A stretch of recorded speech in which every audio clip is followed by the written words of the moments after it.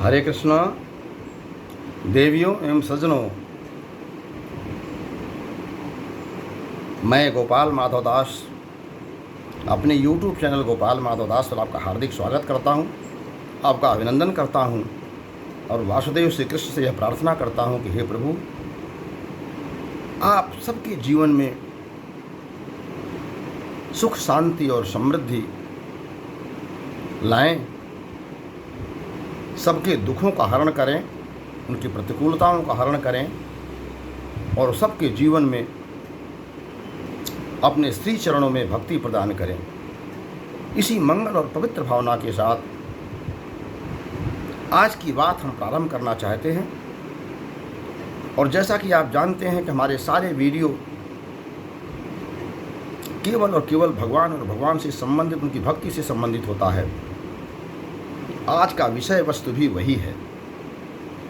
आज का विषय वस्तु है कि वो लाल दवाई क्या है जो सारी समस्याओं का समाधान करती है, जो सारे रोगों का निदान करती है, जो सारी प्रतिकूलताओं का हरण करती है। देवियों एवं सज्जनों, आप लोग शायद अपने जीवन में देखे होंगे, मैंने तो अपने जीवन में देखा है। उस समय मैं इलाहाबाद विश्वविद्यालय में पढ़ा करता था। ये बात है 90s की। और आपने भी अपने जीवन में देखा होगा कि उस दौरान भारतवर्ष के जितने भी हॉस्पिटल्स होते थे, अस्पताल होते थे, उसमें एक लाल दवाई, लाल रंग का लिक्विड हॉस्पिटल्स में रहता था। और जितने भी ओपीडी के लोग जाते थे ओपीडी में दिखाने अपने को, उनको रोग कुछ भी हो, जुखाम हो, खांसी हो, बुखार हो और कोई मर्ज हो, सब में वो लाल दवाई जरूर देते थे। और सबको ये विश्वास हुआ करता था कि इस लाल दवाई से हमारा इलाज हो जाएगा, हमारा रोग ठीक हो जाएगा। और यकीन मानिए, यह दास भी उसी श्रेणी में आता है। कितनी बार हम लोग इलाहाबाद विश्वविद्यालय में पढ़ते हुए विश्वविद्यालय की उस लाल दवाई को खा करके हम लोगों ने अपने रोगों को, तत्कालीन रोगों को, चाहे जुकाम हो, खांसी हो, बुखार हो, सर दर्द हो, इस तरह की कोई भी अगर चीज़ रही, वो सब उस लाल दवाई से ठीक हो जाया करता था।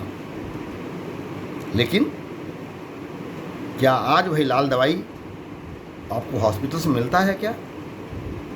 क्या आज हॉस्पिटल्स में अगर मिलता भी हो और वह लाल दवाई अगर आपको दिया जाए तो क्या आप उसे एक्सेप्ट करेंगे, स्वीकार करेंगे क्या?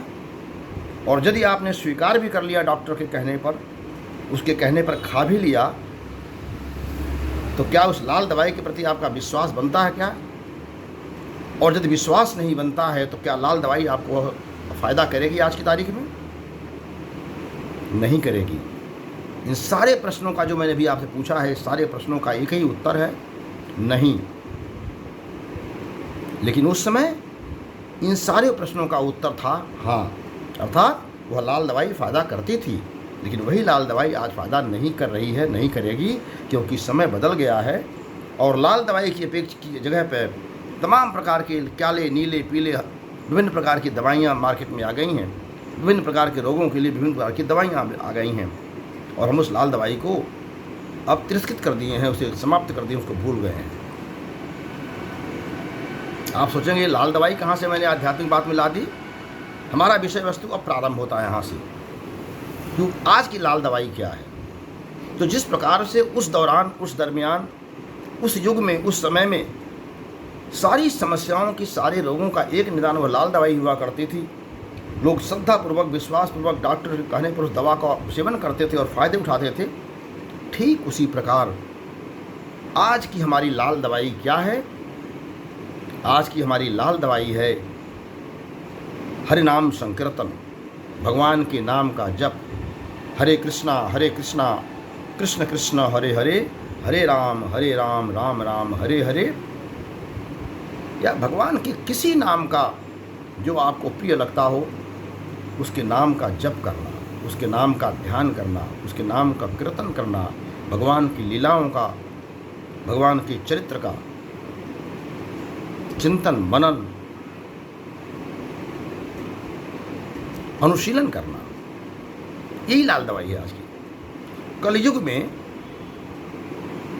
जिस प्रकार से आज समस्याएं अनेक हैं, रोग अनेक हैं, अनेक रोगों के अनेक इलाज अनेक हैं, उसी प्रकार से इस कलयुग में, विशेष करके इस कलयुग में जो हमारे रोग अनेक हैं, जो हमारी परिस्थितियां, प्रतिकूलताएं अनेक हैं, उन सारे रोगों का, उस सारे प्रतिकूलताओं का, सारे कष्टों का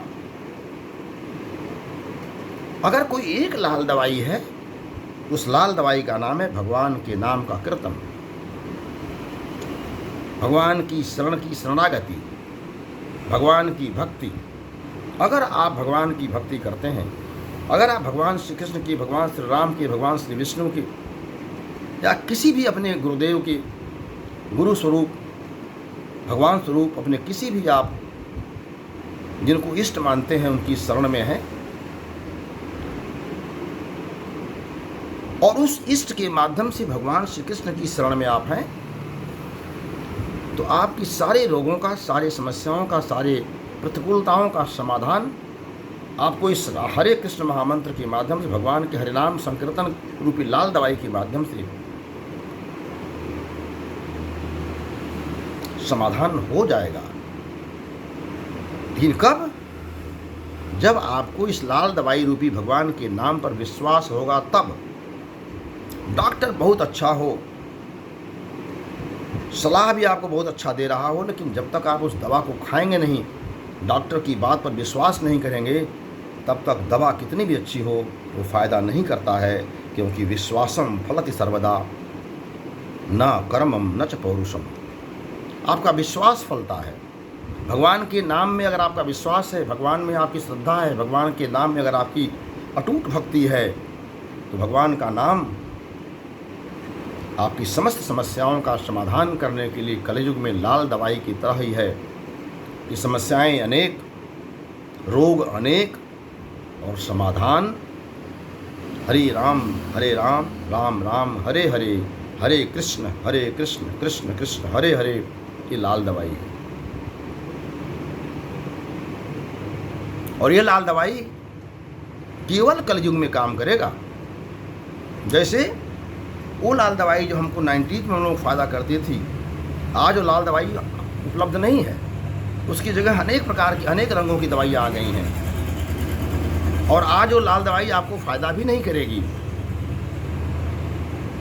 क्योंकि आज के जो रोग हैं, आज के जो जटिलताएं हैं, कैंसर जैसा रोग उस लाल दवाई से ठीक नहीं होगा। उसके लिए नई दवा का इलाज ईजाद हो गया है। उसी प्रकार से ये हरिनाम संकीर्तन का जो लाल दवा है, यह आपको सतयुग में काम नहीं करेगा, त्रेता में काम नहीं करेगा, द्वापर में काम नहीं करेगा, लेकिन इस रूप में इतना प्रभावकारी, इतना इफेक्टिव नहीं होगा कि सारी समस्याओं का समाधान हरिनाम संकीर्तन रूपी लाल दवाई कर दे सतयुग में, त्रेता में और द्वापर में। लेकिन कलयुग में 100% यही दवा काम करेगी, बाकी कोई दवा काम नहीं करेगी। ध्यान काम नहीं करेगा, पूजा काम नहीं करेगा, यज्ञ काम नहीं करेगा। केवल भगवान के नाम का कीर्तन, भगवान के नाम का जप ही आपको इस कलयुग में काम करेगा। क्योंकि कलयुग में न आप यज्ञ कर सकते हैं, न आप ध्यान कर सकते हैं, न आप पूजा कर सकते हैं, न बड़े बड़े आध्यात्मिक कर्मकांड कर सकते हैं आप। क्योंकि न कर्मकांड कराने वाला है, न यज्ञ कराने वाला कोई है, न यज्ञीय सामग्री उस तरह से पवित्र है, न उस तरह का वातावरण पवित्र है, न आपका मन और अंतःकरण उस तरह का पवित्र है, न हमारा आपका उस तरह का ज्ञान है उस लेवल का। इसलिए शास्त्रों में वर्णित विधि से हम कर्मकांड कर लें, शास्त्रों में वर्णित विधि से हम ध्यान कर लें, शास्त्रों में वर्णित विधि से हम अश्वमेध यज्ञ कर लें, शास्त्रों में विधि से हम तमाम प्रकार के तप कर लें, ध्यान कर लें। आज के मनुष्य के लिए जो मरण धर्मा है, जो बहुत ही कम समय के लिए इस संसार में 80 साल, 90 साल, 50 साल, 40 साल के लिए संसार में आता है, और इस संसार की आज की प्रदूषित वातावरण में हमारी शक्ति, हमारे शरीर में न उतनी शक्ति है, न हमारा उतना ध्यान लगेगा, न हमारे पास कोई और का आध्यात्मिक कर्मकांड करने की हमारे पास क्षमता है।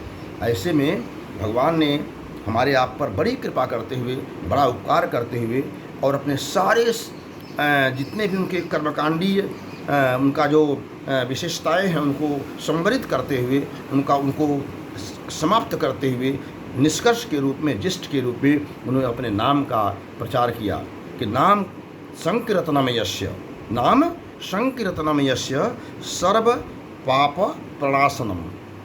यानी जिनके नाम का संकीर्तन करने मात्र से आपके सारे पाप प्रणाशनम माने समाप्त हो जाते हैं, नष्ट हो जाते हैं। प्रणामो दुख समनस्तम, ऐसे दुख का शमन करने वाले उस परमात्मा को, उस प्रभु को, उस कृष्ण को, उस नारायण को, उस राम को, उस विष्णु को, उस भगवान को हम प्रणाम करते हैं, हम नमस्कार करते हैं, हम उनका शरणागति उनकी हम स्वीकार करते हैं। यह श्रीमद् भागवत गीता का, श्रीमद् भागवतम का यह अंतिम श्लोक है। यानी भगवान का जो नाम है वो क्या है? सर्व पाप प्रणाशनम, समस्त पापों का नाश कर देने वाला है।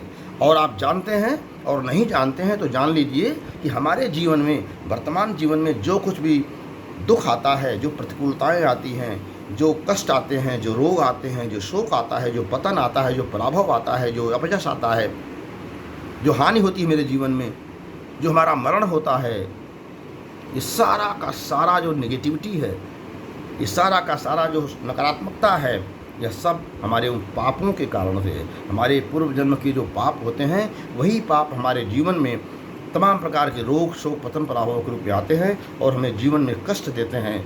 कष्ट ही हमारा पाप का फल है और सुख ही हमारे पुण्य का फल है। जब हमारा पुण्य उदित होता है तो हमारे जीवन में अनुकूलता आती है, हमारे जीवन में पैसा, पद, प्रतिष्ठा, समृद्धि आती है, सुख शांति आती है। और जब हमारे जीवन में दुख आता है, पाप हमारा बढ़ता है, पाप का जब समय आता है तो हमारे जीवन में जहाँ सुख, समृद्धि, शांति थी वहाँ दुख आ जाता है, वहाँ निर्धनता आ जाती है, वहाँ अशांति आ जाती है, वहाँ रोग आ जाता है। तो रोग, शोक, पतन, पराभव की समाप्ति के लिए, जीवन में सुख, शांति और समृद्धि के लिए, दोनों के लिए हमको हरिनाम संकीर्तन रूपी लाल दवाई का हमें सेवन कलयुग में करना ही पड़ेगा, क्योंकि कलयुग में दूसरा कोई दवा है ही नहीं। जिस प्रकार से उस समय लाल दवाई समस्त समस्याओं का समाधान था, समस्त रोगों का निदान करती थी, उसी प्रकार से इस कलयुग में हरिनाम संकीर्तन रूपी लाल दवाई ही हमारे समस्त रोगों का निदान करने में समर्थ है। बाकी कोई हमारे रोगों का निदान नहीं कर सकता, क्योंकि कलयुग केवल नाम यधारा, सुमिर सुमिर नर उतर ही पारा। कलयुग केवल नाम यधारा, सुमिर सुमिर नर उतर ही पारा। और इस नाम के संकीर्तन में, इस नाम का कीर्तन करने के लिए किसी भी प्रकार की आपको कर्मकांडीय विशेषताओं की आवश्यकता नहीं है कि आप नहा करके पूजा करें, आप क्या कहते हैं मंदिर में जाएं, आप भगवान के सामने खड़े होकर के करें और तभी भगवान आपके नाम जप के फल को स्वीकार करेंगे। नहीं, तुलसीदास जी कहते हैं रामचरितमानस में कि भाय कुभाय अनख आलसहूँ, नाम जपत मंगल 10 दिसहूँ। आप चाहे भाव से, सम्मान से, प्रेम पूर्वक नहा धो करके मंदिर में, मस्जिद में या गुरुद्वारे में या गिरजाघर में जा करके या अपने घर में मंदिर के सामने जा करके भगवान के नाम का कीर्तन करें, भगवान के नाम का ध्यान करें।